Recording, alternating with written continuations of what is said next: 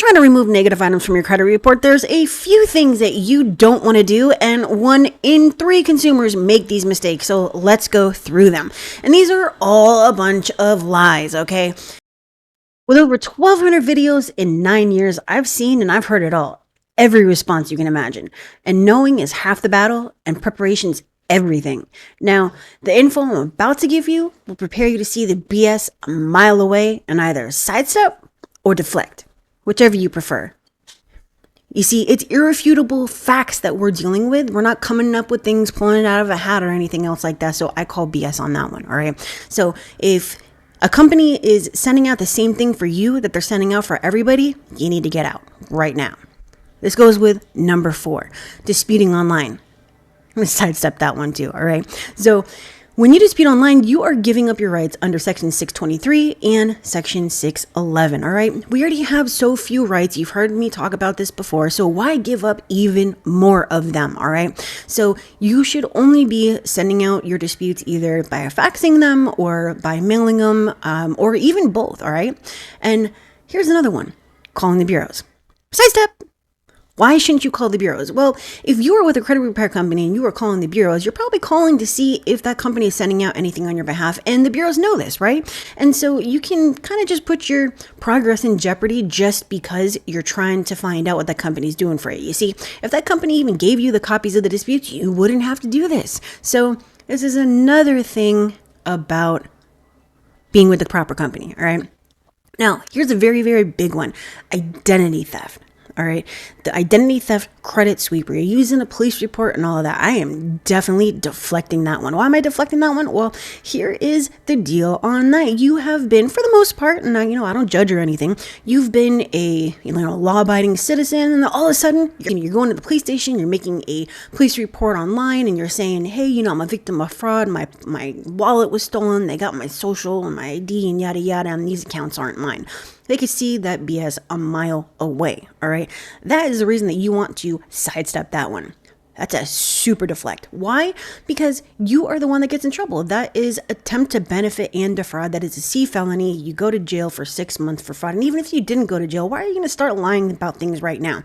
Once you say that it's not yours, that it's fraud, now you've made it so that when it doesn't happen, and they don't come off, now you're going to make it even more difficult to, use a different tactic like factual peace disputes. Another one, signing your letters. Huge sidestep. I am never going to sign letters. My clients don't sign letters.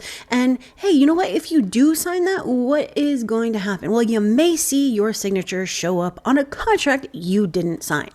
All right. Now, saying it's fraud goes along with identity theft, but sometimes people say that it's fraud even when they're not saying that it's identity theft, okay? This also goes with using a police report, okay?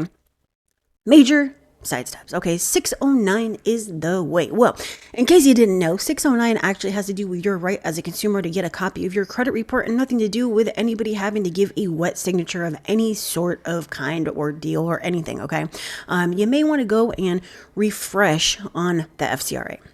Now, account in litigation. Oh, that is a deflect. All right. Account in litigation. Why don't we want to use this? Well, it kind of goes along with the whole intent to sue. If you have no intention to sue, then it's kind of illegal. So you only want to use these terms when, number one, you know how to use them. Number two, you actually have the intention to, use them. And number three, if it's true. All right. Now, they have 30 days by law and remove it. Oh, man, that's a huge sidestep. Why are we getting away from that one? Well, the truth is, there's all these different federal rules, laws, regulations, and all that kind of stuff. And just because it exists doesn't mean that the bureaus are going to do anything about it. Why?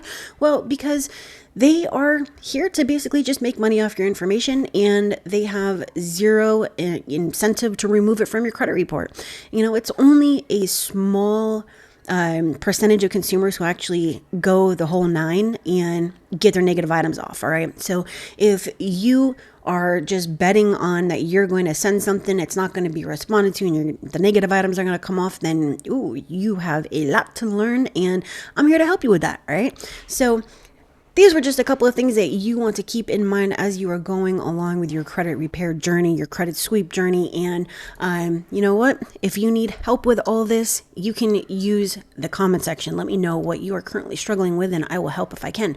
Now, again, just remember, when you sign something, you may have that transposed to contract. So that's a big one. And no, they can't take it off your license, all right? You have to provide your license, okay? Now, anyways, if you want to see if I can personally do a credit sweep for you, link is on the screen. It's always at the top of the screen. And otherwise, you can make sure that you like, comment, subscribe, share, all that great stuff. And I will see you tomorrow.